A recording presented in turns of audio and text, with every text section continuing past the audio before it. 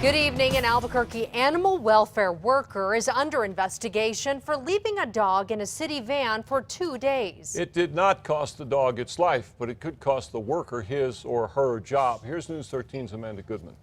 Dick, Jess, the department says this was an unfortunate accident, most likely due to an employee just not paying attention.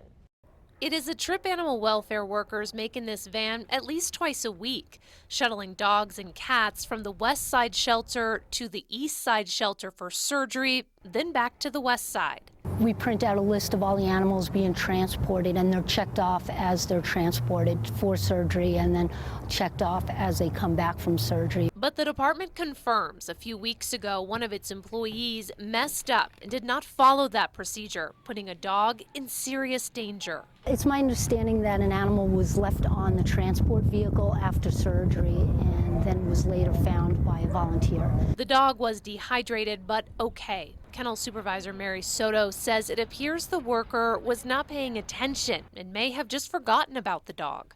Animal Welfare does not believe that the employee left the dog in this van on purpose. However, that employee could still face discipline. Starting with a letter of instruction all the way to termination and anything in between, including days of suspension unpaid. News 13 was tipped off that the dog was left in the van for 2 days over a weekend. Soto did not know for sure how long the dog was stuck inside the van, but said it was at least overnight. It's not typical that this happens. It's very rare that an animal is actually left behind on a van.